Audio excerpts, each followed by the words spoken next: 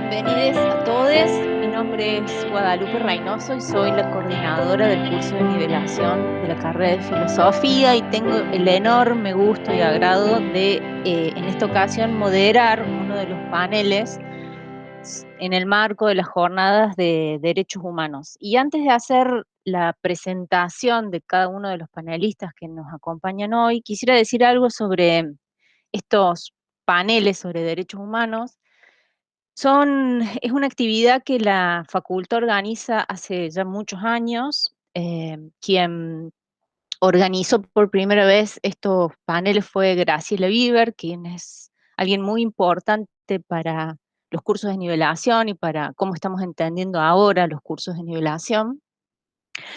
Y la idea de estos paneles era generar una actividad interescuelas para que los ingresantes pudiesen conocer a otros ingresantes de otras carreras, pero además que pudiesen desde diferentes disciplinas abordar el problema de los derechos humanos, diferentes aristas, diferentes aproximaciones a estas cuestiones, que son muy diversas, pero que además una discusión sobre estos temas tiene que ver con la formación en la ciudadanía universitaria. Y esto se conecta con una actividad que se organizó ya la semana pasada, que fue una actividad interclaustro de discusión sobre la construcción de la ciudadanía universitaria en este contexto de pandemia tan extraño que nos toca vivir. Eh, en esta ocasión, los ingresantes no van a tener la oportunidad de estar con otros ingresantes eh, por, por porque justamente todavía no estamos en actividades presenciales, pero vale la pena que esta actividad se desarrolle, aunque sea de modo virtual, y ojalá que esto en algún momento podamos hacer alguna actividad presencial sobre estos paneles.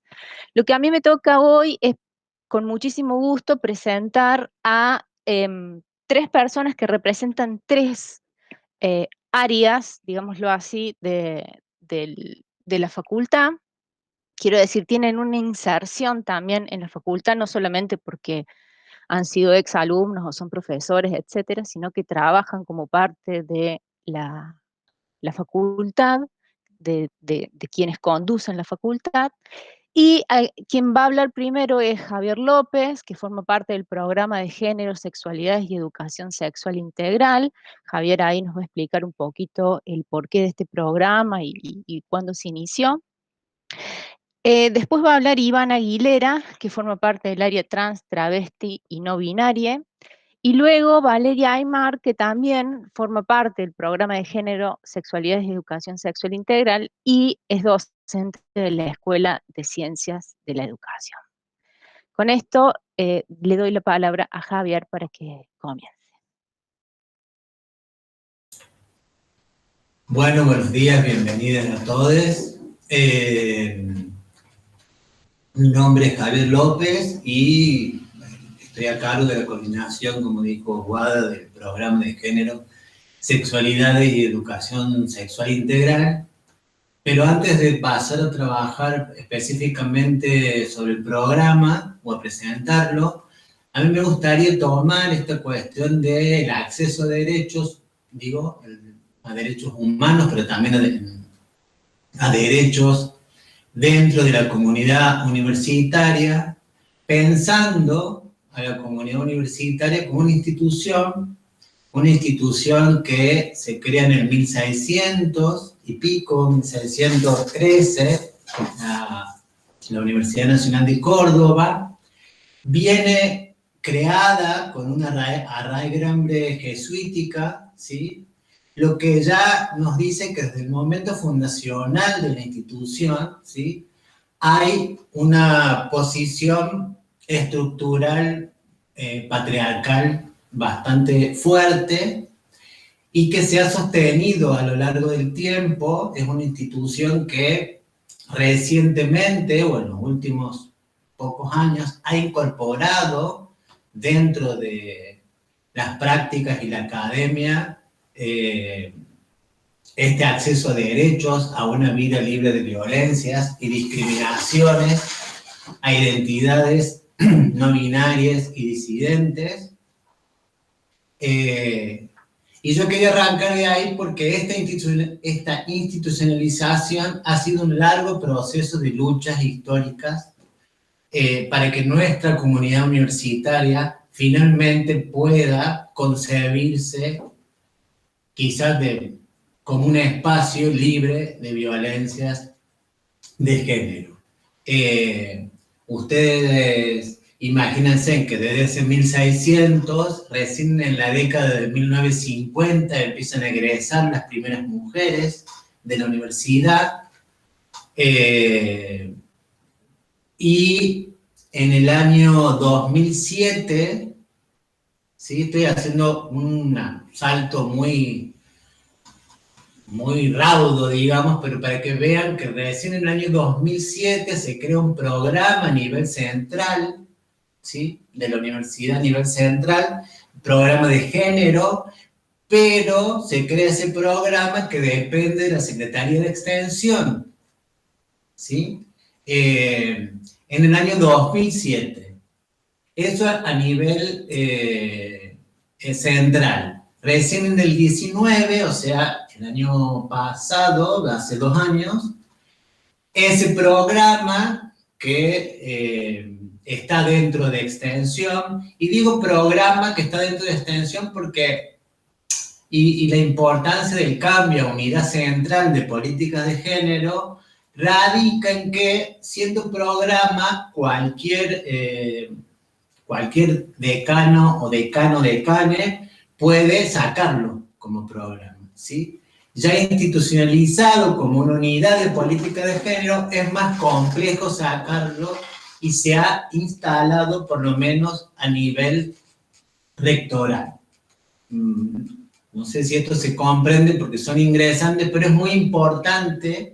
Lo que quiero recuperar es la institucionalización de los espacios, ¿sí? Que progresivamente van creando prácticas y modificando prácticas y discursos, pero que esa institucionalización es relativamente reciente en la universidad, porque sigue siendo una universidad que sostiene, ¿sí?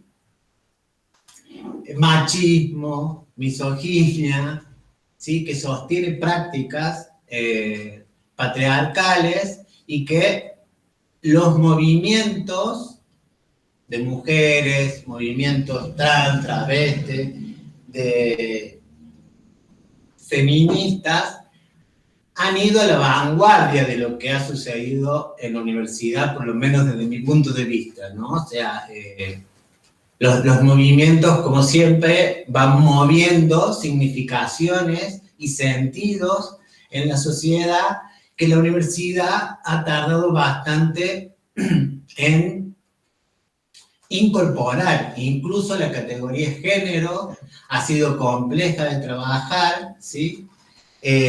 A nivel de la Facultad de Filosofía y Humanidades, desde el CIFI, que es el Centro de Investigaciones de la Facultad, a principios del 2000, un poco antes, se creó el primer programa que se llama PIEM, Programa Interdisciplinario de Estudio de Mujer y Género, ¿sí?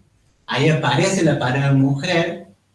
Recordemos que en los 50 empiezan las primeras mujeres egresadas de la universidad, pero recién en los 70 masivamente las mujeres se incorporan a la universidad, y este programa del CIFI, ¿sí? Que fue pionero, que reúne a un montón de investigadoras, investigadores que trabajan diversas temáticas, en el 2014 pasa a conformarse como FENGES, que es Feminismo, Género y Sexualidades. La nominación y el cambio de nominación no es menor. Digo, o sea, nominar es un acto también de ejercer una práctica social, y pasar de un programa que solo que trabaja con la categoría mujer a un programa que modifica su nombre con la palabra feminismo, también fue un fuerte debate dentro de los que acompañamos ese espacio, ¿sí? Y también, no me quiero olvidar, recientemente se han creado en distintas unidades académicas otros programas con distintos nombres, ¿sí? Y se han institucionalizado, pero a partir del 18, del 19, ¿sí? Son muy recientes, de muy reciente creación, e incluso movimientos de feministas, ¿sí? En este caso de mujeres dentro de la filosofía, feministas dentro de la filosofía y de la antropología principalmente, pero no exclusivamente, dentro de la facultad, digo, movimientos que han comenzado a organizarse, pero quiero recalcar lo reciente de este tipo de institucionalización, ¿sí? Que nos queda mucho camino por recorrer dentro de la universidad, porque ha sido un espacio de lucha constante, que creo yo que ha sido un espacio de lucha muy, muy fuerte. Yo celebro la creación de estos espacios porque anclan políticamente, o sea, están diciéndonos algo, además, políticamente, para la construcción de esta ciudadanía universitaria y para la ampliación de derechos en la comunidad universitaria, ¿sí? Están diciendo que estamos tratando de ejercer prácticas libres de violencia, ¿sí? Que no se van a aceptar esas prácticas de violencia dentro de la comunidad, no van a ser aceptadas, ¿sí? Que no van a ser aceptadas prácticas que no contemplen los derechos humanos, ¿sí? Están posicionando, digo, la Facultad de Filosofía tiene un programa de derechos humanos y recientemente este programa de género, y más recientemente el área trans, travesti y de género no binario, digamos, que también ha sido la última incorporación. La necesidad es que tampoco quede en enunciación, sino en la posibilidad de ejercer prácticas y transformaciones, ¿sí? Porque a veces las cuestiones quedan en enunciación, pero es muy difícil generar recursos, generar otro tipo de prácticas para poder modificar, ¿sí? Aquellas cuestiones que cada programa tiene como un objetivo a realizar, ¿sí? Lo otro es que la universidad no es un espacio alejado de la sociedad, allá arriba, como un espacio, ¿sí? Una comunidad elitista que baja saberes y prácticas dentro de la comunidad, sino que son las mismas prácticas que la misma comunidad realiza, ¿sí? Por lo tanto, dentro de la comunidad universitaria se producen prácticas de violencias, de distintos tipos de violencias y discriminaciones, ¿sí? Que se han implementado mecanismos para, de alguna manera, tramitar esas situaciones. En ese sentido, la universidad a veces sigue siendo pensada como ese lugar del supuesto saber, ¿no? Superior, como una práctica superior, científica además, en menosprecio de otras prácticas y saberes populares, y justamente la intención es que pensemos y nos pensemos como dentro de una comunidad universitaria para ejercer una ciudadanía plena, para poder vivir en un espacio libre de violencias, y que esta enunciación de poder vivir un espacio libre de violencias quizás a veces parezca hasta una utopía, pero es una lucha de todos los días, y que constantemente uno tiene que producir y que ejercer, porque además está la posibilidad de hacer denuncias dentro de un plan de acciones y herramientas para prevenir, erradicar y sancionar las violencias de género en la unidad central, ¿sí?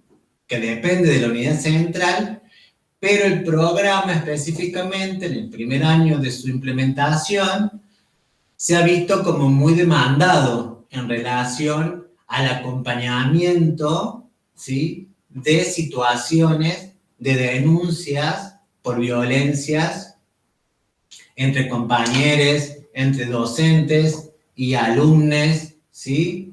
También entre no docentes, digo, entre aquellos que en general transitamos la vida universitaria.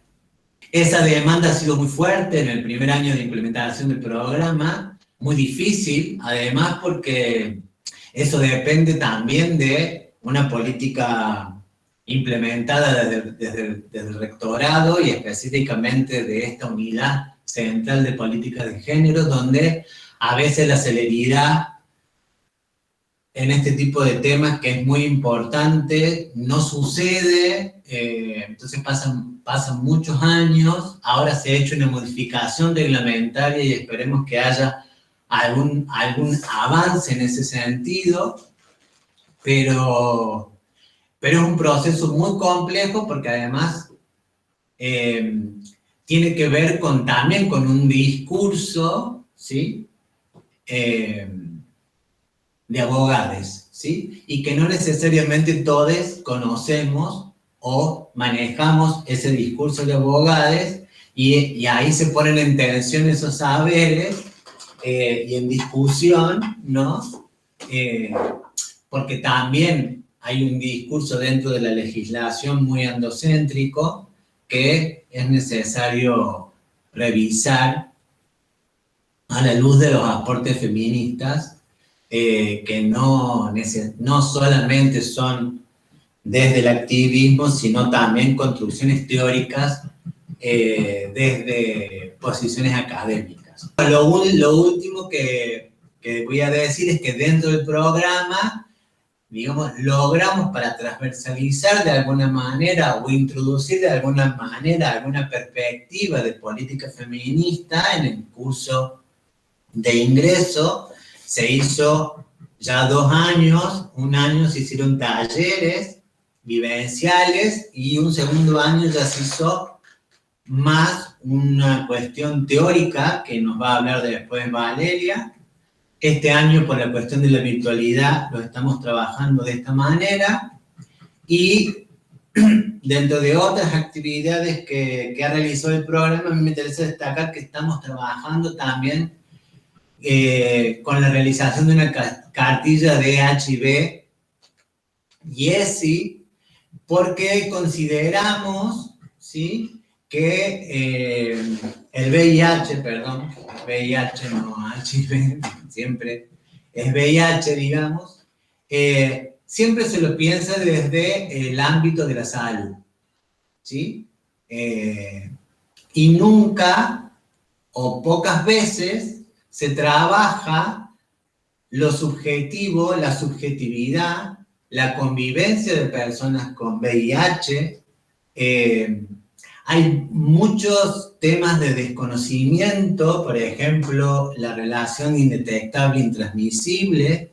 Esto quiere decir que ya se ha logrado que si no hay virus en sangre detectado, la persona no contagia, y esa es una información, no transmite, perdón, yo también estoy aprendiendo, no se dice no se contagia, sino no se transmite, digamos. Esta cartilla la estamos trabajando con Gonzalo Valverde y todo el tiempo me va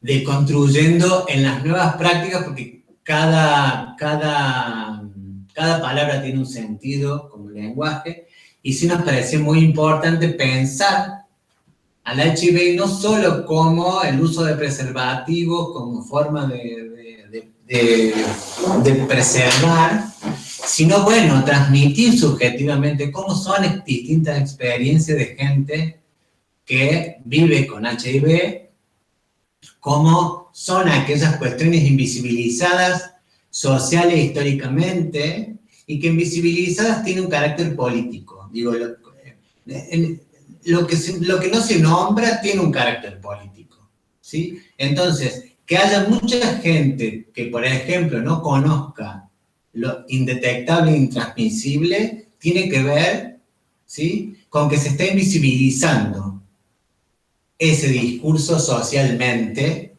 y es necesario ponerlo en visibilidad, ¿sí?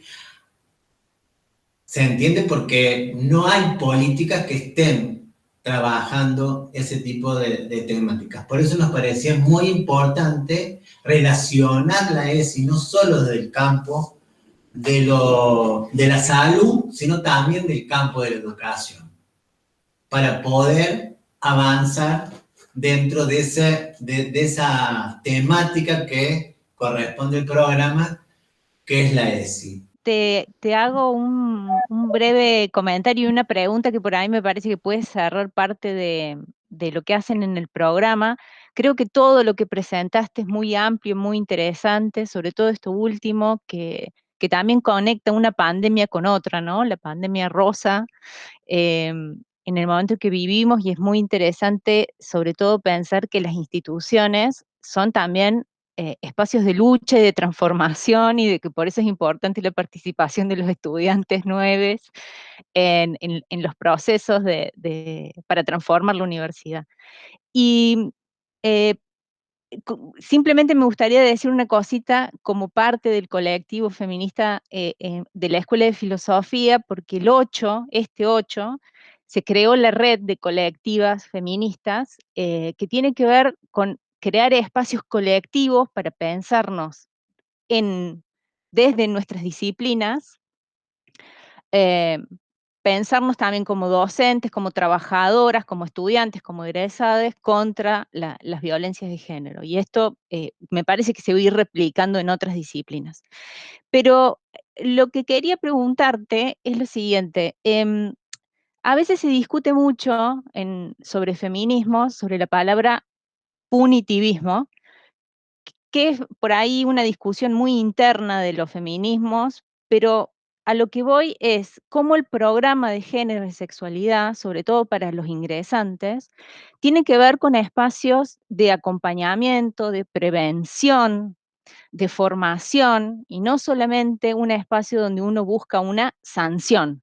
Digo, entonces un poco abrir ahí la pregunta para cómo trabaja el programa, sobre todo pensando en que los ingresantes pueden acceder al programa, pueden hacer consultas, pueden, bueno, nada, informarse. Bueno, lo que digo, antes de contestar específicamente lo del programa, lo que sí me resulta interesante resaltar, porque yo fui parte de la comisión que construyó,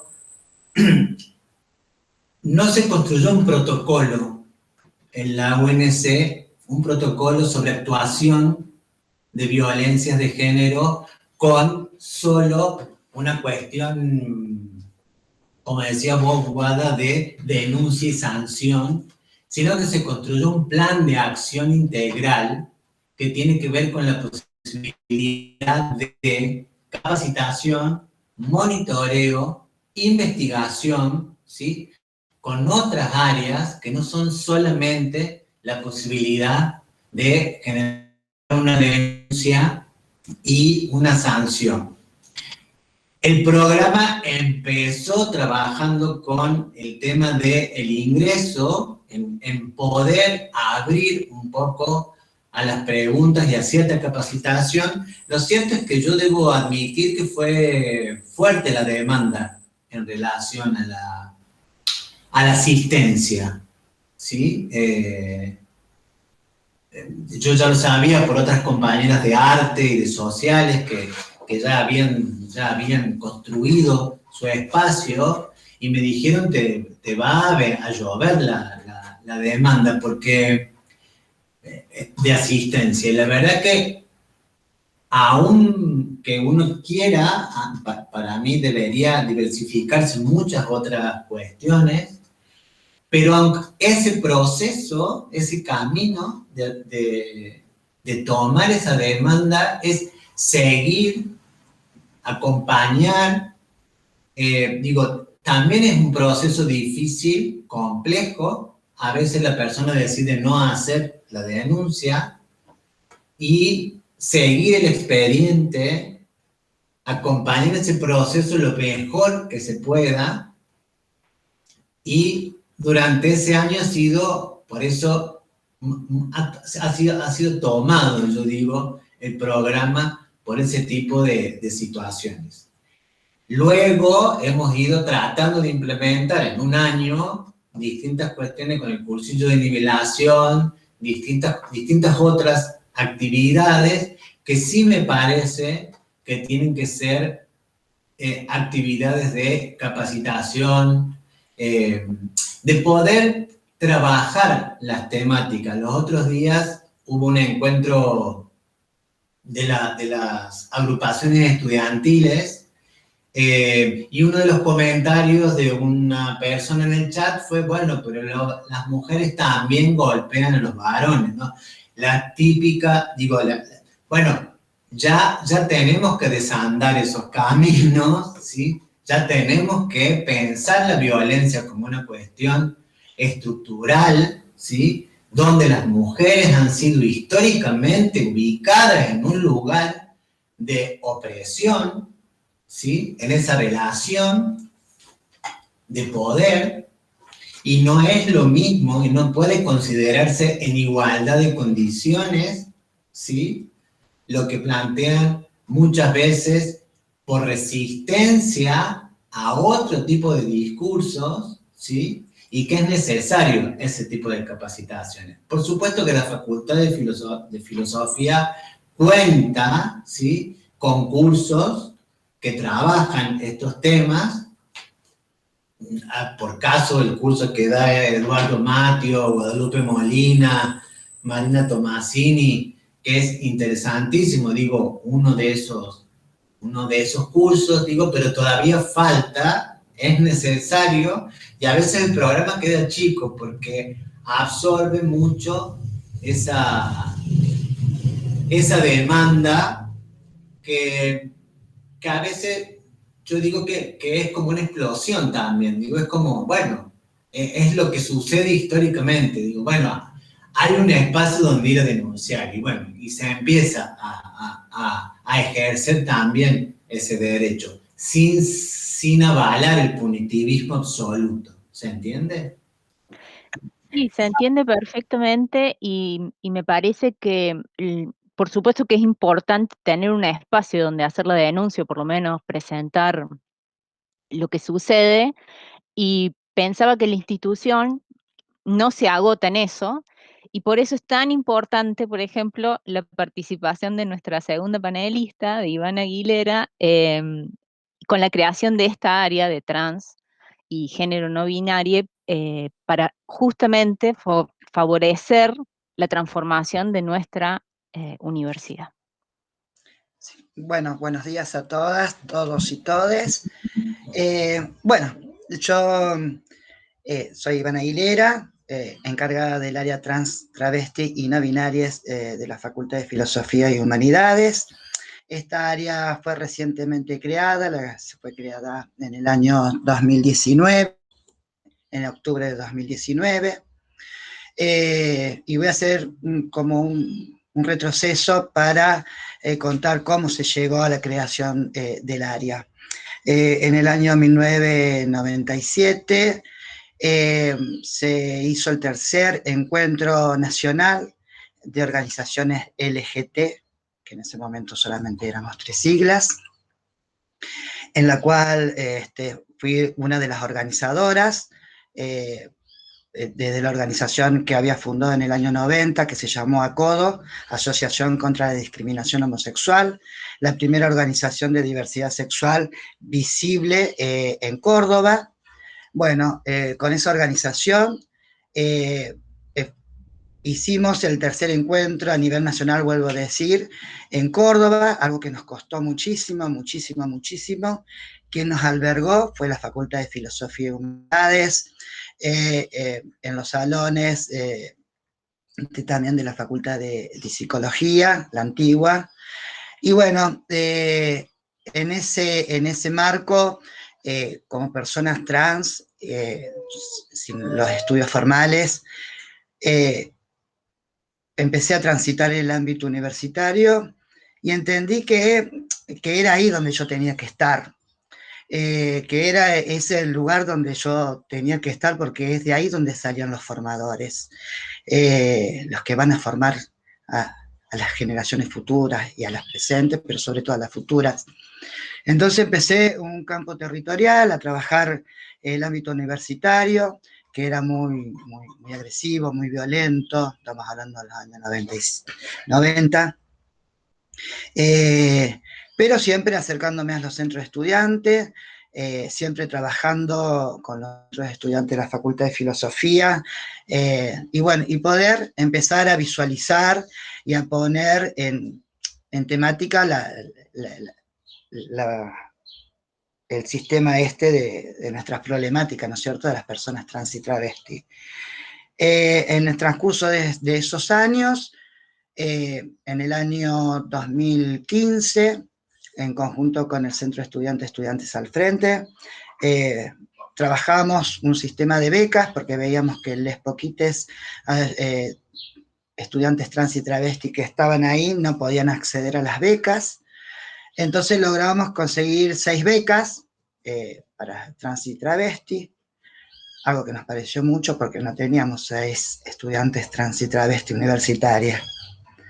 Pero bueno, fue un primer paso. Luego de esa experiencia presentamos con el Centro de Estudiantes al Frente, un proyecto donde pudimos obtener un espacio que hasta el día de hoy funciona, que es la cantina de inclusión laboral trans travesti, La Tía, que funciona en el Pabellón Verde, que es un espacio netamente trabajado, administrado por personas trans travesti que estén estudiando alguna carrera universitaria. No necesariamente los compañeros tienen que ser de la Facultad de Filosofía, simplemente tienen que ser estudiantes universitarias. Ese espacio alberga 8 compañeros que están en atención al público, que administran, que atienden y sostienen el espacio, pero también tiene una convocatoria a proveedores de alimentación, el cual también son en total 30 personas que obtienen un determinado dinero, producto de su trabajo, de su tiempo y demás. Bueno, luego de este trabajo con el Centro Estudiante y por una decisión política, porque nosotros siempre dependemos de la voluntad política, sin voluntad política no podemos hacer absolutamente nada, porque las palabras se las lleva el viento, pero con el compromiso político del ex decano fallecido Juan Pablo Abrate, y con el compromiso político de la actual decana Flavia de Suto, se conformó el área de trans, travesti y género no binaria, poniéndome al frente de dicha área. Para nosotros y en lo personal es sumamente importante poder tener la visualización, pero sobre todo poder tener la palabra, ¿no es cierto?, dentro del ámbito universitario. Y dentro del ámbito universitario y en el área venimos trabajando para poder obtener esa ciudadanía universitaria plena de derechos. Porque si bien tenemos programas de género, sexualidades, si bien tenemos programas internos contra las violencias y demás, les poquites trans y travesti que pululan por la ciudad universitaria, seguimos teniendo microviolencias, y bueno, y eso es producto del no trabajo con la población trans y travesti. Entonces, bueno, desde el área que hacemos, desde el área administramos y llevamos el acompañamiento y el funcionamiento de la cantina Trans y Travesti. También hemos hecho un relevamiento de la población trans, travesti y no binaria de la facultad. Llevamos adelante diferentes tipos de tareas, llevamos adelante también un festival, que es el Festival Travapalooza, que tenemos la 3ª edición ya. El año pasado se hizo en forma virtual, pero fue una experiencia muy importante.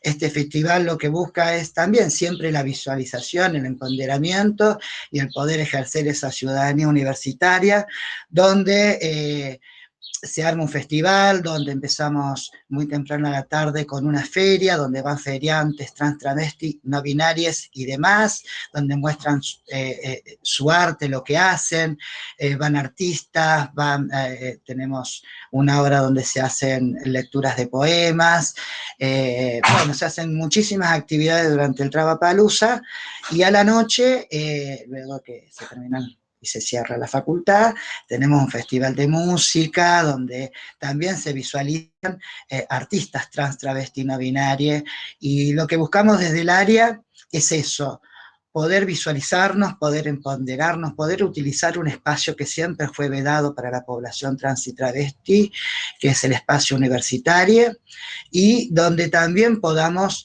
interactuar y conocernos nosotros, porque somos tan poquites y están diseminados por todo el ámbito universitario, que por ahí no nos conocemos más allá de ser pocos.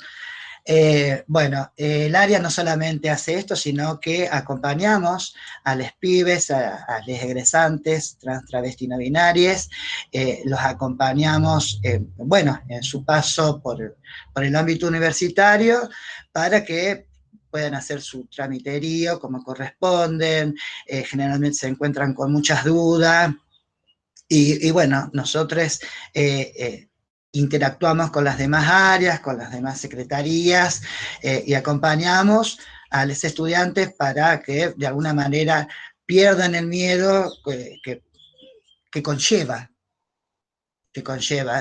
los poquitos trans y travesti que acceden al ámbito universitario vienen con mucho miedo y con mucho problema de visualización. Hay veces que los compañeros no se visualizan y no exigen porque tienen miedo de perder ese poquito derecho que han podido lograr con mucho esfuerzo. Y bueno, desde el área lo que hacemos es acompañarlos, fortalecernos. Vuelvo a decir, trabajamos mucho también con los compañeros migrantes para poder tramitar vuelvo a decirles, sus papeles, poder acompañarlos, para poder hacer, la tarjeta, por ejemplo, del comedor universitario, para poder sacar el boleto universitario, para poder informarse. Nosotros funcionamos como área en la misma oficina que compartimos oficina con la Secretaría de Graduades.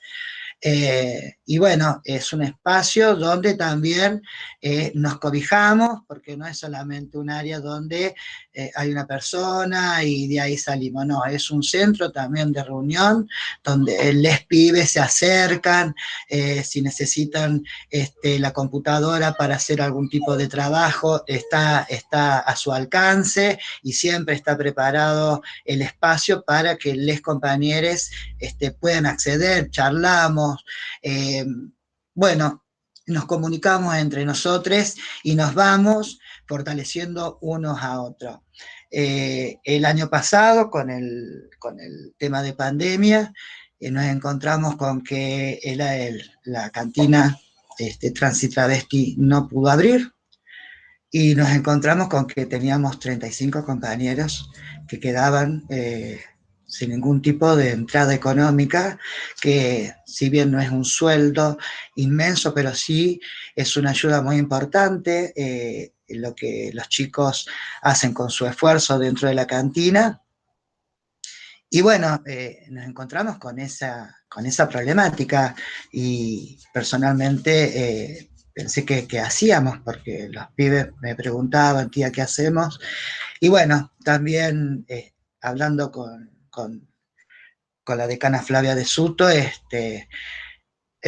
ideamos una campaña, que la campaña fue una colecta, donde empezamos a recolectar productos alimenticios de higiene personal y productos de limpieza para los compañeros trans y travesti.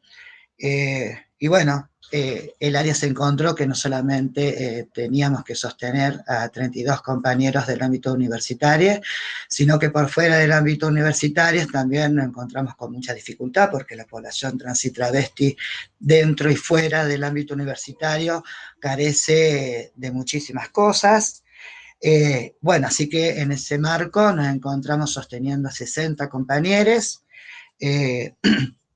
no solamente en lo alimenticio, sino que nos encontramos con la temática de que teníamos que muchos compañeros alquilaban pensiones o residencias, no tenían más dinero para solventar eso, bueno, así que bueno, también hacernos un poco responsable de esas situaciones y ver cómo podíamos solucionarlas. Por suerte, lo pudimos hacer.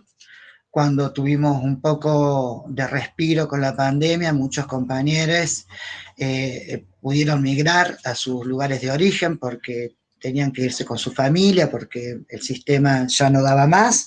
También hemos podido desde el área trabajar y poder solventar esos traslados, que no fue solamente de nosotros, sino fue trabajando en conjunto con el Ministerio de Mujeres, Género y Sexualidades de la Nación, con la compañera Alba Rueda, con la compañera, la directora nacional del INADI, Ornella Infante, y con demás compañeros con la cual hemos interactuado y hemos podido hacer los traslados correspondientes a sus provincias o a sus lugares de origen, ¿no es cierto?, de los compañeros. Incluso algunos compañeros que eran, por ejemplo, de Perú, Bolivia y Brasil. Bueno, desde el área también acompañamos esos traslados, nos encontramos también con la problemática de que muchos compañeros estaban bajo tratamientos médicos o tratamientos hormonales, los cuales se interrumpieron porque no hubo previsibilidad para estas cosas. También desde el área acompañamos, empezamos a interactuar con el Ministerio de Salud de la provincia y con el Ministerio de Salud de la Nación, lo cual luego de 3 meses que los compañeros quedaron sin su medicación o sin sus tratamientos hormonales, logramos poder reactivar y poder llevarles la medicación que los compañeros necesitaban, ¿no es cierto? Así que a sus respectivos hogares, porque una de las cosas que nosotros siempre decimos es que ante determinadas situaciones somos aquellos que estamos al frente de algún lugar, o es el Estado, o representamos de alguna manera un sistema, somos los que nos tenemos que acercar a aquel que está necesitado o que demanda determinada política de actuación, ¿no es cierto? Bueno, eso es lo que hemos hecho, hemos venido acompañando a los compañeros. En este momento seguimos sosteniendo porque la problemática sigue, el COVID-19 sigue, los estudios siguen de alguna manera siendo un problema, porque también nos encontramos que para estudiar la población trans y travesti se encontró con el problema de que no tenían conectividad, o que no teníamos una computadora y demás para poder seguir con los estudios virtuales. También desde el área y con el acompañamiento político de la decana Flavia de Suto, pudimos solucionar los problemas de conectividad y la verdad que para mí es sumamente importante y estoy sumamente satisfecha de todo lo que hemos venido haciendo y lo que vamos a seguir haciendo, porque falta muchísimo todavía seguir trabajando. desde el área, por el área y para el área, y bueno, es una construcción continua, porque vuelvo a decir, es un área sumamente nuevita, pero que nos encontramos con muchísima demanda, y bueno, acá estamos poniéndole el cuerpo como corresponde, y bueno, y día a día, zanjando en lo posible esa demanda y construyendo continuamente día a día esa ciudadanía universitaria que es tan necesaria para todos, todas y todes, porque bueno, necesitamos que les poquitos trans y travesti y no binarios que pululen por el campo universitario puedan tener un paso tranquilo y puedan terminar sus estudios, porque queremos tener formadores trans, travesti, no binarias, en todos lados. Y bueno, eso es lo que les puedo decir, lo que estamos haciendo, lo que venimos haciendo, que el área no es un espacio solamente para tramitar cosas, sino es un espacio de encuentro, como la cantina, como el festival, y que bueno, que el espacio está abierto para todo lo que necesitasen, así que les esperamos, y bueno, siempre contando con el acompañamiento de los demás programas, las demás secretarías y áreas, ¿no es cierto? Así que bueno, no sé. Iva, muchísimas gracias. María Victoria tiene una pregunta, así que le voy a dar la palabra a ella. Hola, ¿qué tal? Buen día. Victoria es mi nombre, soy docente de la carrera de antropología. Quería hacerle una pregunta a los compañeros. ¿Cómo pueden hacer los ingresantes para ponerse en contacto tanto con el programa de género como con el área de trans, travesti y género no binario?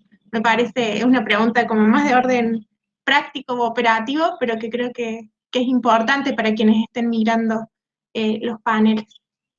El correo es género@ffih.unc.edu.ar. Eso, y aprovecho una cosita que me quedó para decir, perdón, que tiene que ver con lo político, porque yo insisto que son decisiones políticas que haya un área trans, travesti, género no binario, que son decisiones políticas, digo, ¿no? No,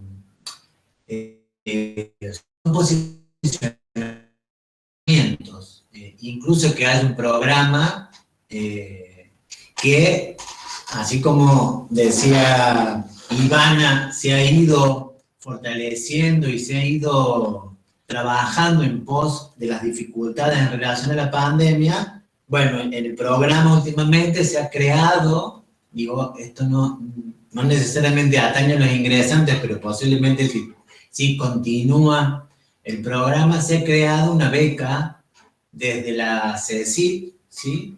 Una beca para terminar la carrera o para investigadores incipientes, y me parece que también es una cuestión a celebrar específicamente para temáticas que tengan que ver o que abarquen el programa. Eso es lo que digo, que se va creando, digo, se va fortaleciendo esos espacios políticos, digo, más allá de quién esté como referente en el espacio, y a mí me parece súper importante que eso vaya sucediendo. Ivana, ¿nos querés comentar cómo se pueden poner en contacto con ustedes? Sí, bueno, tenemos el correo que es aria.trans@ffih.unc.edu.ar. Y también está el teléfono particular mío, que es el 351-653-2317. Siempre doy mi teléfono particular y siempre está, porque las problemáticas de las personas trans, travestis y no binarias generalmente son urgentes, y en lo personal, siendo trans travesti, estoy siempre ahí porque nuestras necesidades generalmente son urgentes, no son del día de ayer. Así que bueno, momentáneamente, porque en este momento no estamos con presenciabilidad, pero en el caso de estarlo, tenemos la oficina, que vuelvo a decir, que funciona enfrente Casa Verde, al frente también tenemos la cantina, y es un espacio de encuentro, de reunión y de participación, ¿no es cierto? Así que bueno, esos son los lugares, lo físico y después el correo y el teléfono particular mío. Y bueno, aprovecho entonces para dar paso a la tercera panelista, a Valeria Aymar. Valeria tuvo la ocasión el año pasado que pudimos dictar los cursos de manera presencial, de estar a cargo de unas actividades en los diferentes cursos de nivelación, que supongo que de algo de eso va a hablar hoy. Así que bueno, aprovecho eso para introducirla a la conversación. Bueno, hola a todas, todes, todos. Yo soy Valeria, como antes me presentaron. Como decía Guada recién, el año pasado estuvimos trabajando en el marco del curso de ingreso sobre un módulo que se llamaba Aportes Teóricos Políticos Feministas, del movimiento feminista. Como, bueno, teníamos una serie de actividades pensadas ahí que eran muy interesantes para trabajar presencial, y algo de eso voy a tratar de hacer hoy en este encuentro, que siempre es un encuentro dialogado, así al menos lo venimos pensando como panel, así que las intervenciones y la palabra siempre es bienvenida. A mí me interesaba poder traerles sobre, bueno, cuáles son esos aportes de los movimientos feministas a pensar en el campo de las ciencias, de la academia, de la vida social, en este entramado social que nos encontramos, y desde ahí entonces recuperar algunas cuestiones que, como dije antes, habíamos empezado a pensar el año pasado cuando trabajamos en el módulo. Poder hablar del movimiento feminista es hablar de una cuestión amplia, diversa, múltiple. No hay una sola construcción del feminismo, sino que poder pensar en los feminismos es poder pensar en los diferentes enclaves y entramados, ¿sí? Me refiero a que muchas feministas participan o vienen participando desde sus inicios en los movimientos de mujeres, o vienen identificándose con otras banderas, como lesbianas, como gays, posteriormente como trans travesti, incluso enclavadas en distintos partidos políticos o distintas agrupaciones, como puede ser el socialismo, el anarquismo. Entonces, pensar los movimientos feminismos es poder pensar en una genealogía que trasciende lo que hoy llamamos movimiento feminista, ¿sí? O sea, tiene toda su genealogía histórica, y que cada parte donde uno inicia a mirar algunas líneas del feminismo tiene que poder enmarcarlo en esa propia historia, ¿sí? Por eso decía antes que pensar en los feminismos es pensar en un sentido amplio. Sin embargo, la reivindicación del movimiento feminista trae esta disputa amplia con las cuestiones del sexismo, pensar las relaciones de poder que están enclavadas en las relaciones sociales y en las subjetividades, y cómo el patriarcado ha ido instalando y construyendo subjetividades, formas relacionales, concepciones y sentidos sociales, y esto a la vez cómo ingresa y se cristaliza también en las instituciones científicas, instituciones legales. Entonces, es un gran cuestionamiento y una reivindicación de los derechos, ¿sí? De las mujeres, trans, travestis, sujetos no binarios. Para poder pensar un poco estas diferencias, estas diversidades y esta amplitud del movimiento, es que quisiera compartirles un videíto que trabajamos el año pasado para dar cuenta de esas luchas, ¿sí? De esas reivindicaciones de derecho, de esas disputas sociales en relación a los derechos, a las concepciones de sujeto también, a las producciones de sentido y a las vidas sociales. Así que bueno, les dejo ahora con este videíto para que podamos seguir luego charlando.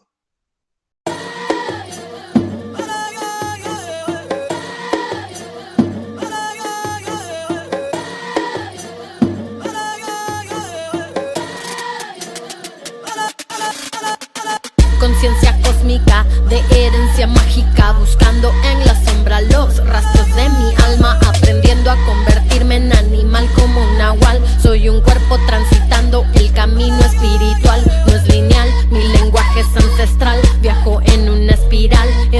mundos y fronteras, cuestionando lo real, el bien y el mal, lo desigual, lo heredado, lo adquirido y lo impuesto por igual. Soy criatura entre culturas, surgando entre la basura, las creencias que me anulan para darle sepultura. Madre natura, sutura con ternura la ruptura de mi cuerpo cuando solté mi dura armadura. Y es que no madura una herida si no cura, una mente sin locura, un corazón sin ataduras. Fluir es destruir y volver a construir una casa sin paredes y perder miedo a morir. Mestiza soy, contradicción atroz, voy con 4 colores del maíz en mi color yo. Mestiza soy, contradicción atroz, voy con 4 colores del maíz en mi color yo. Mestiza soy, contradicción atroz, 4 colores del maíz en mi color. Mestiza soy, contradicción atroz, 4 colores del maíz en mi color. Mestiza soy, 4 colores. Mestiza soy, mestiza soy, mestiza soy, 4 colores. Mestiza soy.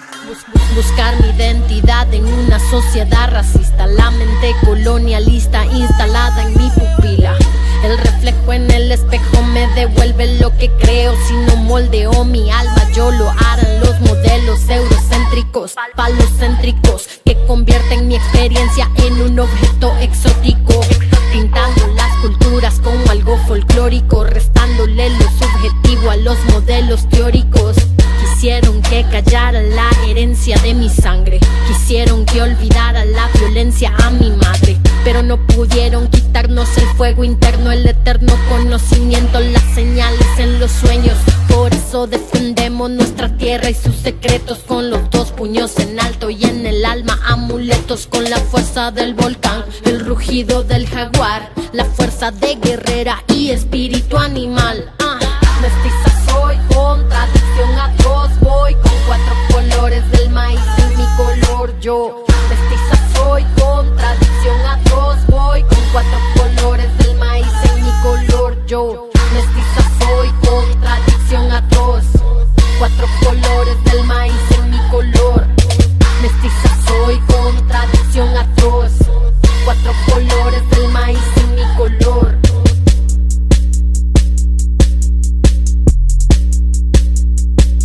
Con la fuerza del volcán, el rugido del jaguar, la fuerza de guerrera y espíritu animal. Mestiza soy, contradicción atroz, voy con 4 colores del maíz en mi color yo. Mestiza soy, contradicción atroz, voy con 4 colores del maíz en mi color yo. Mestiza soy, contradicción atroz, 4 colores del maíz en mi color. Mestiza soy, contradicción atroz, 4 colores del maíz en mi color.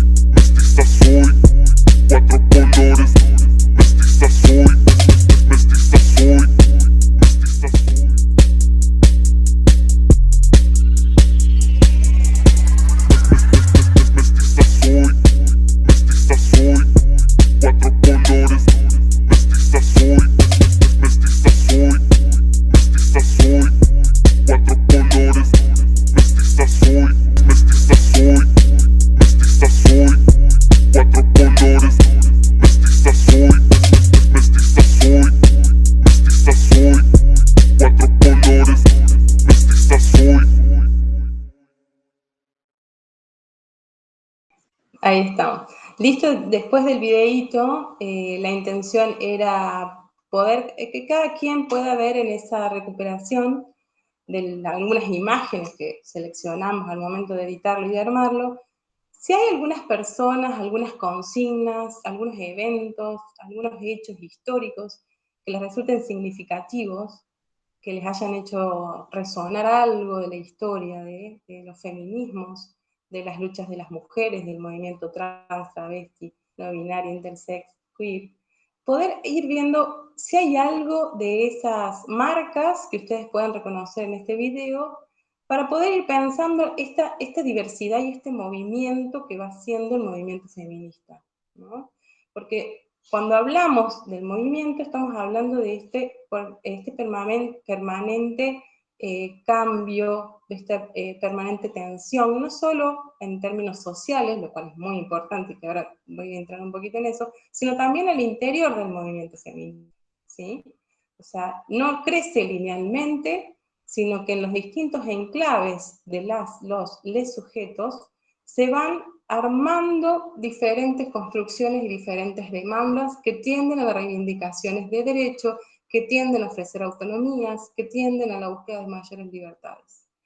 Entonces, la idea era poder ir viendo, bueno, qué les resuena, qué cosas les hace, les genera conocimiento, les impactó de este videíto. Eso por un lado. Y por otro lado, recuperar la importancia del movimiento, porque si bien surge y se expresa fuertemente como un movimiento social, como un movimiento político, que establece luchas de poder, que viene a cristalizar, a denunciar cristalizaciones androcéntricas que están presentes en nuestras sociedades y patriarcales, como decía antes, tiene injerencia progresiva, no sin discutir, sin disputar, con otros espacios institucionales como son los ámbitos universitarios y de formación, ¿sí?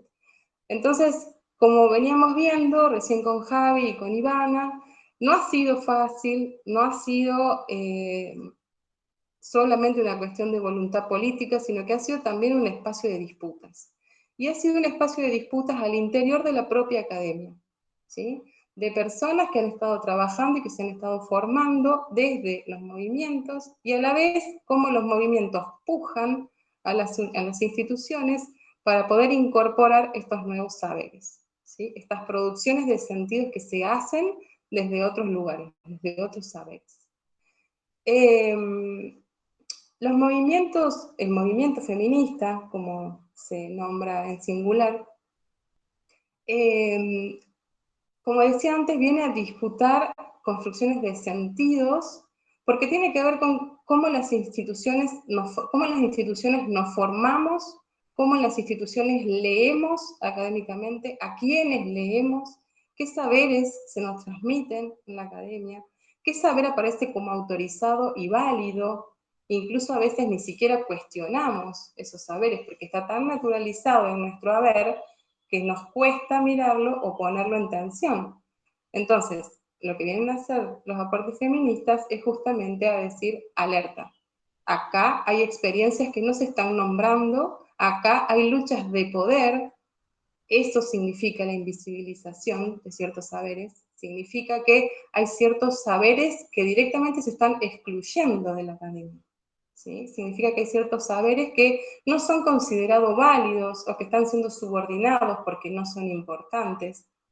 Hay experiencias que no tienen valor, hay sujetos que no están siendo nombrados, ¿sí? ¿Cuántas veces hemos leído sobre las experiencias y los conocimientos y las trayectorias de vida trans, travestis en nuestra formación académica? ¿Cuántas veces nos hemos cuestionado sobre el lugar de los cuerpos en nuestras formaciones académicas?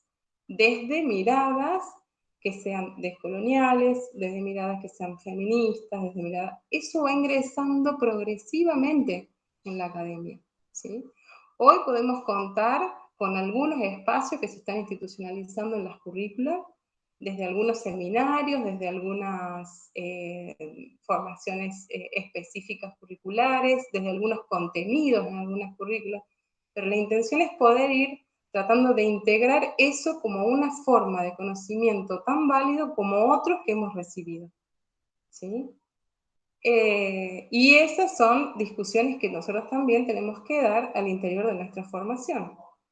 Eso no solamente construye saberes, nos constituye también a nosotras como sujetas, ¿sí? Porque estos saberes no son saberes imparciales y que se transmiten de acá para afuera, sino que tiene que ver con cómo miramos el mundo, cómo nos miramos a nosotros mismas y cómo nos pensamos en otras sociedades, con otras y otros. Entonces, es desde ahí que cobra significatividad esto como conocimiento a transmitir y a saber.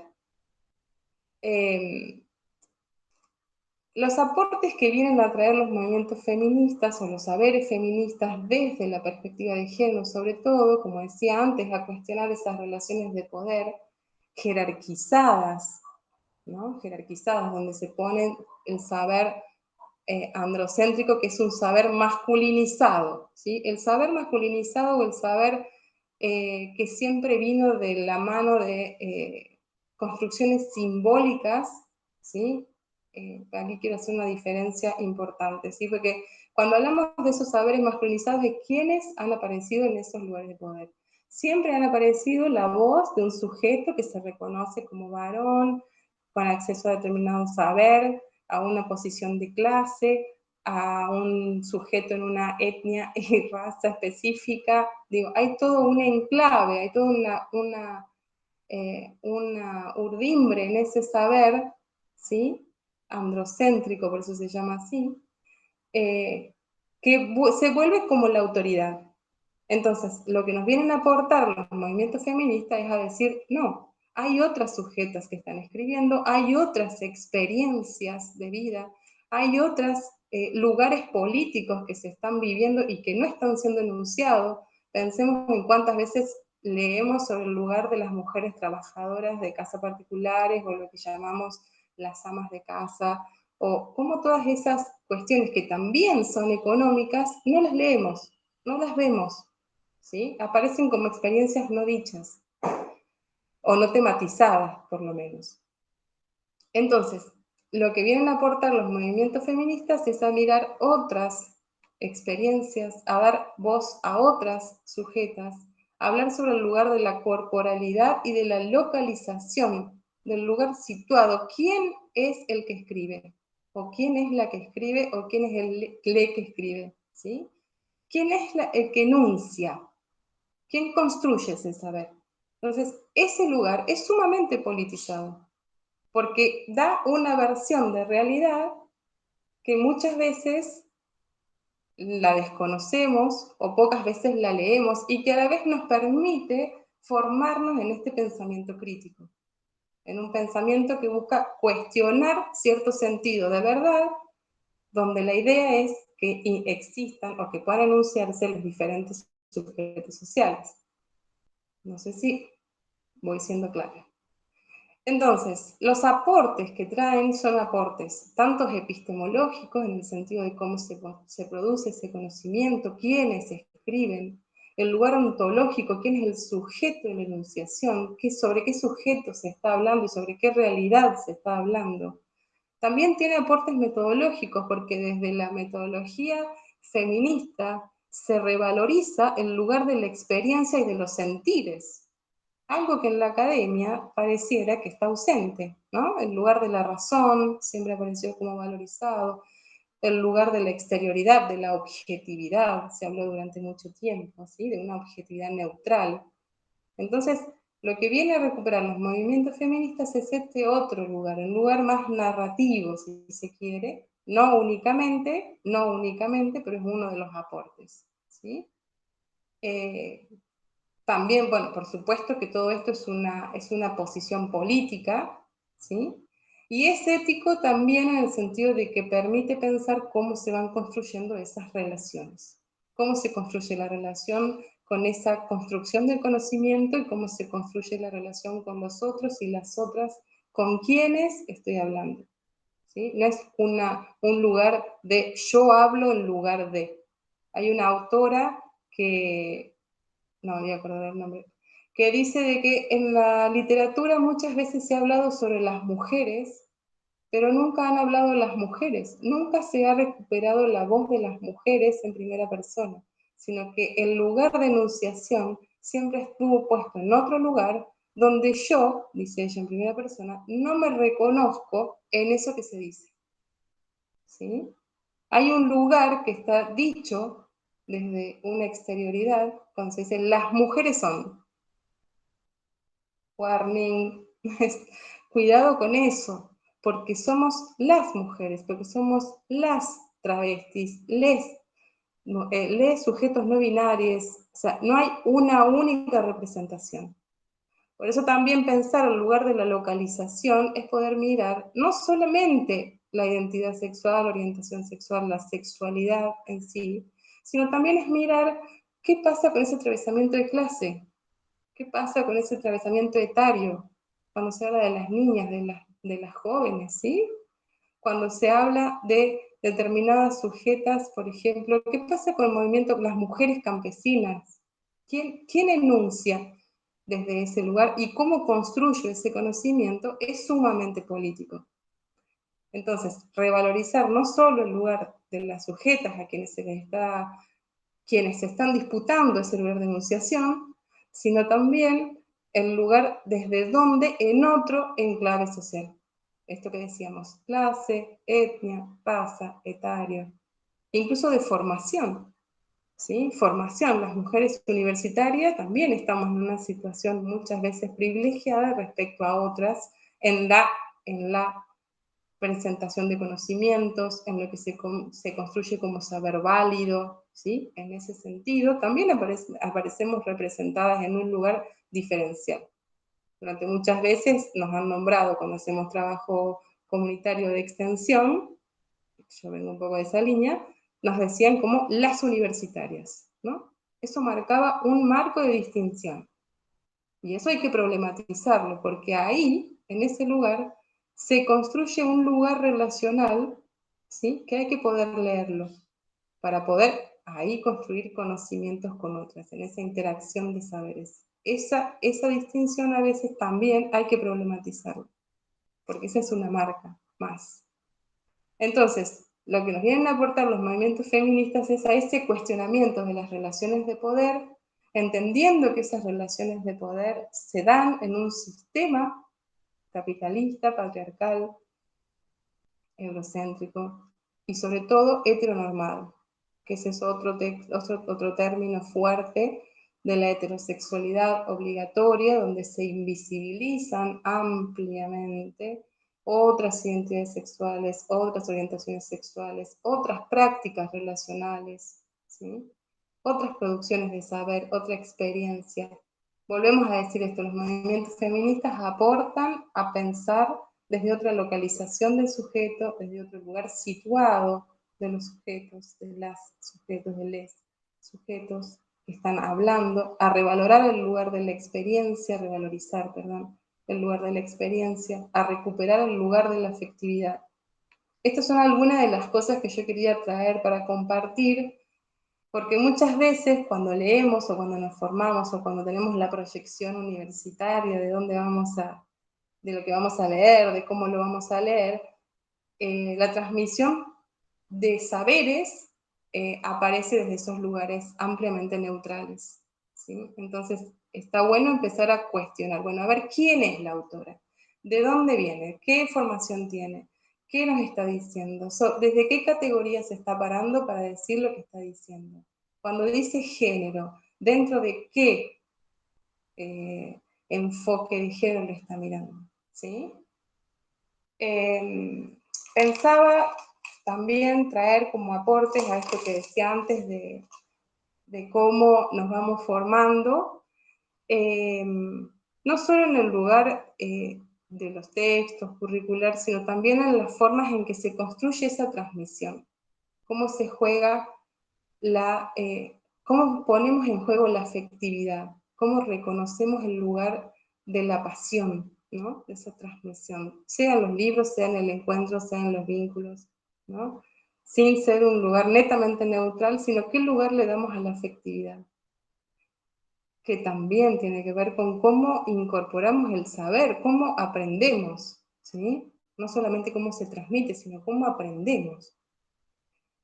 Y en ese punto quería valorizar que uno de los grandes aportes que también ha hecho el movimiento feminista es la educación sexual integral. Nosotras nos estamos formando muchas en el profesorado, no solo en la licenciatura, y en el profesorado se estuvo dando, se están haciendo modificaciones en algunos planes de estudios para incorporar estas perspectivas de género, las miradas feministas, miradas ancladas en los enfoques de derecho, y que en esa modificación ya no es una cuestión casual o voluntarista de las docentes, sino que hay una obligatoriedad de trabajarla, ¿sí? Porque pensamos que educación sexual integral es obligatoria en nivel inicial, primario, secundario.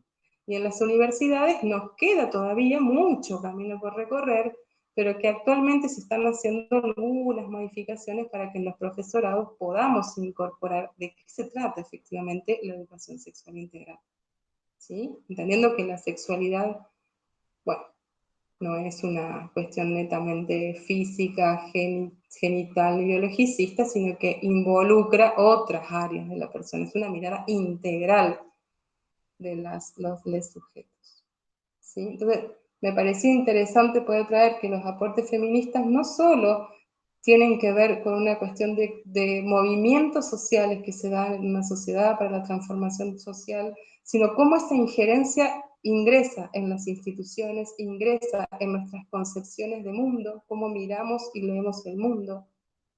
Hoy no vamos a hablar de un piropo, como en otro momento, ¿sí? Vamos a hablar de un acoso sexual callejero, de un acoso sexual. Digo, esas marcas en las significaciones del mundo y de cómo somos tratadas y cómo circulamos por el mundo, también aparecen gracias a estas categorías que otorgan visibilidad a esas formas de violencia. Entonces, no solo afecta o tiene una injerencia o alcanza la vida social, alcanza nuestras subjetividades, cómo nos pensamos, alcanza nuestras formas vinculares, alcanza las instituciones, genera movimientos institucionales de transformación, ¿sí? Y esto sigue siendo con fuertes resistencias, con grandes luchas dentro de un sistema que históricamente ha estado señalado por un ordenamiento patriarcal, que lo sigue siendo, ¿no? No sé si... sí. Vale. Javier levantó la mano, creo que tiene alguna pregunta para hacer. Yo digo, más que preguntas, recuperando mucho lo que dijo Valeria, que me parece súper importante en el sentido de cómo también cada uno de nosotros nos hemos formado dentro de la academia y lo que la supuesta ciencia ha transmitido como única posibilidad de saber. Digo, yo vengo de la psicología y siempre voy a contar esto, y no hace mucho tiempo, por lo menos 20 años, que a mí me enseñaban, ¿sí?, claramente que una persona travesti tenía una estructura perversa, que una persona trans que estaba operada era psicótica, como estructuralmente, ¿sí? Y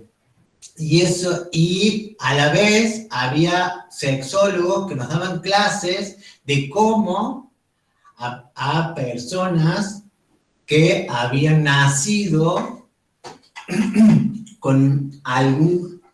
que no habían nacido con pene o vagina, digamos, se le reasignaba sexualmente, ¿sí? Y cómo eso era naturalizado, se daba en la academia, se enseñaba de esa manera, ¿sí? Lo traigo a colaciones que, por lo mismo que hablábamos antes, cómo en poco tiempo ha habido una explosión y que es muy necesario que poder asirse de esas cuestiones, porque mi formación, ¿sí?, mi generación ha aprendido, entre comillas, por eso no es solamente un sistema jurídico, también es un sistema científico, ¿sí?, que avala y está fortaleciendo ciertas cuestiones en desmedro de otras, ¿no? Porque haber aprendido que una persona trans es perversa, ¿sí?, o que una persona que se ha hecho una operación es psicótica porque es una mujer, la famosa frase de la mujer atrapada en el cuerpo de un hombre, ¿no? Eso, por suerte, ya hay bastantes transformaciones que vienen de la mano de estas construcciones teóricas que la Vale está mencionando. Entonces, y no ha pasado mucho tiempo, es re fuerte pensar que no ha pasado mucho tiempo. Eso, que a veces pareciera que la ciencia es la que tiene la verdad, y la ciencia también es un lugar a interpelar y a criticar. Por eso a los ingresantes les proponemos que ante la lectura de textos uno pueda empezar a tener y a abrir esas miradas en los textos que se leen, ¿sí? En el contexto de producción de esas teorías, qué crítica haríamos a la luz de los nuevos conocimientos que tenemos a los textos y los que vamos aprendiendo a lo largo de las distintas carreras que se han inscrito. Y bueno, y eso, era simplemente ese aporte que para mí es muy fuerte haber recibido concretamente determinadas aprendizajes supuestamente científicos que después uno tuvo que deconstruir, ¿no?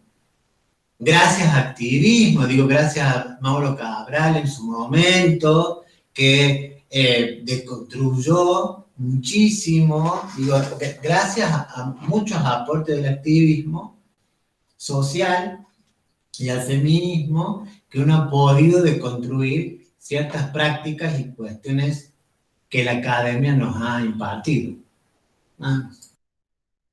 Bueno, gracias, Javi. Yo me gustaría hacer una recuperación, creo que de las 3 intervenciones.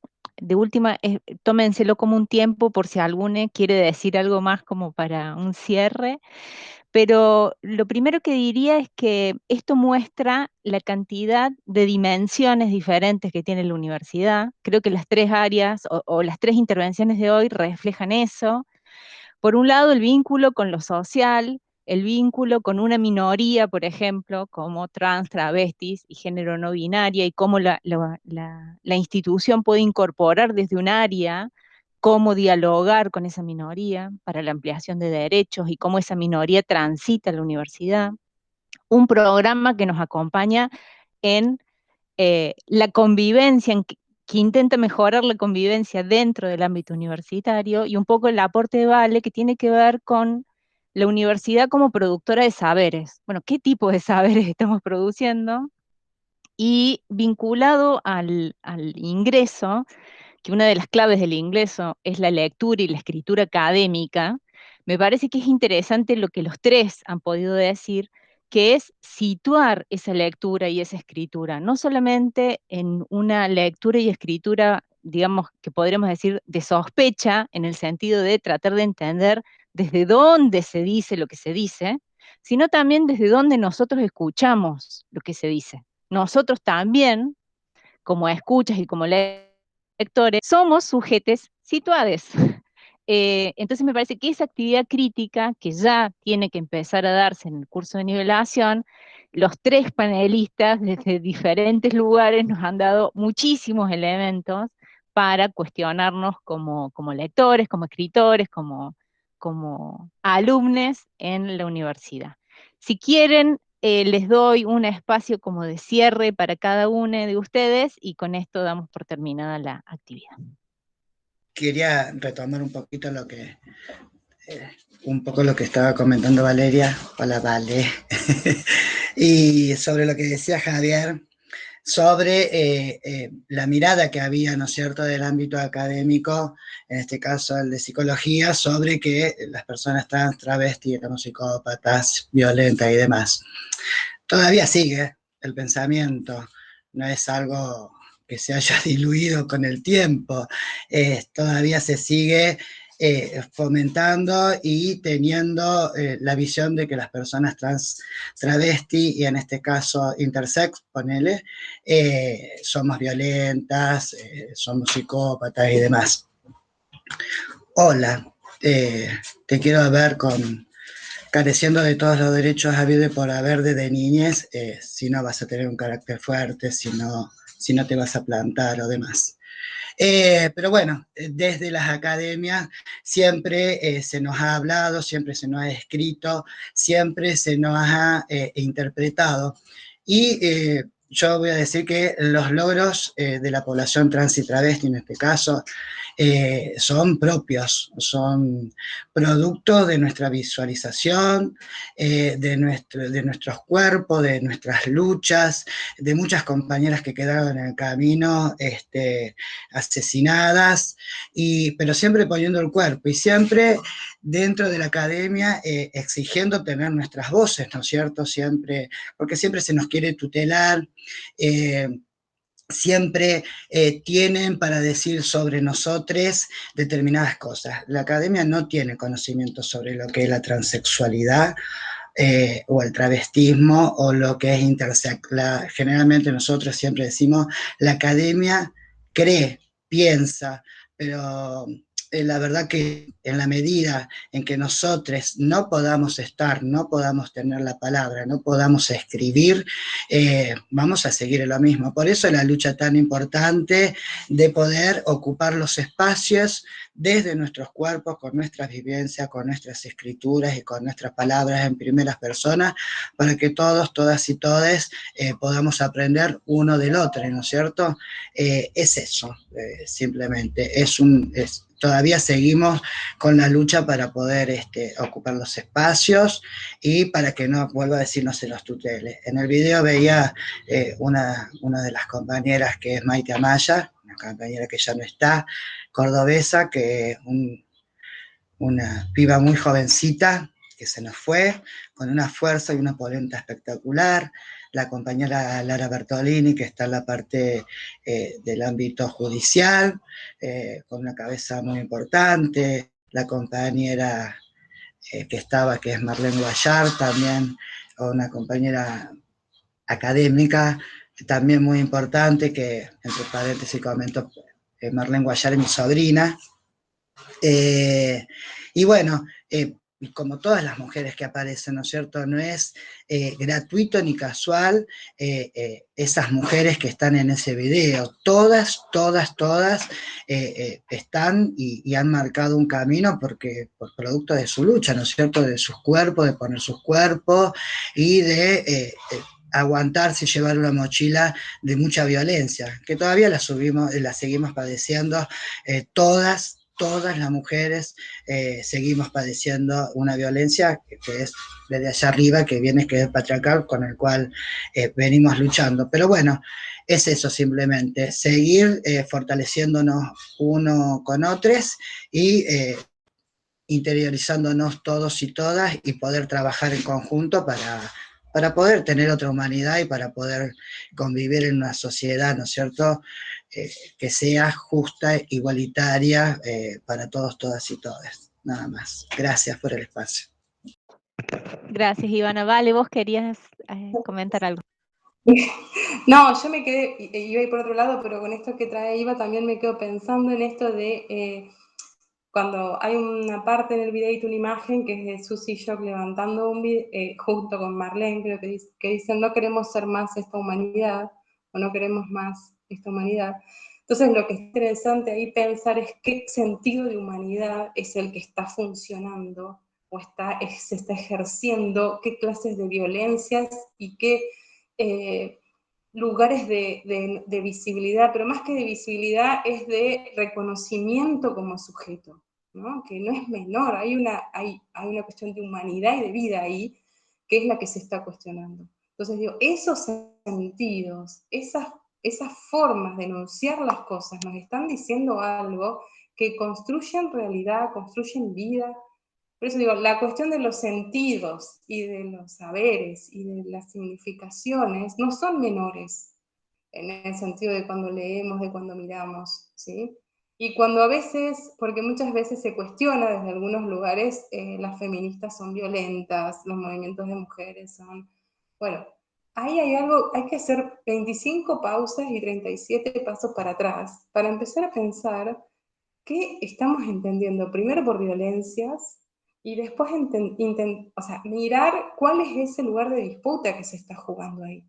Porque si no, hay frases que nos resultan o nos resuenan como fuertes, pero ahí hay todo un sentido de humanidad por detrás, hay un sentido de vida por detrás, y de libertades que se están disputando, y de autonomías. Entonces, no sé si me logro explicar con lo que quiero decir, pero a lo que voy es, hay ciertas formas de enunciar, y de decir, y de presentar, que nos lleva a esto que decías, Guada, recién, a poder cuestionarnos nosotros mismos en nuestros lugares.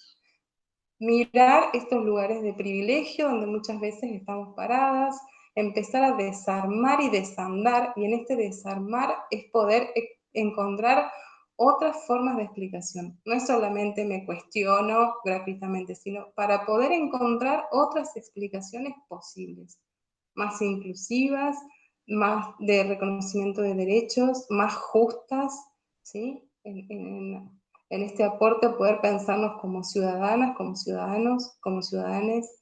La deconstrucción no es gratuita, no es solamente, ay, yo me desarmo y ya estoy. No, es poder también encontrar otros sentidos, otras explicaciones, siempre críticas, porque si no nos quedamos solamente en el desarme gratuito, no sé cómo decirlo de otra forma. Pero me parecía que poder recuperar esto que traía Susi y Marlene era muy interesante para poder decir hacia dónde van estos cuestionamientos.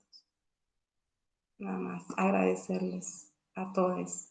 Bueno, no sé, Julián, si por las dudas querés hacer algún comentario, sino que Javi ya cierre. No, bueno, me sumo también en lo que mencionaba Javier también, ¿no? Desde el lado nuestro, desde el rol docente, la importancia, si bien ahora lo estamos trabajando como un módulo específico, que eso ya es un avance importante, también cuánto también tenemos que trabajar para incluir estas problemáticas en las currículas. Nosotros desde el campo de la antropología, e incluso también ahora en el curso de ingreso, vinculamos o trabajamos problemáticas vinculadas a cuestiones de género, pero bueno, también sería muy interesante, o también pienso en el rol que ocupamos como docentes, cómo debemos trabajar estas cuestiones, ¿no? Desde las currículas, incluso también desde las mismas praxis de los campos, en distintos campos científicos.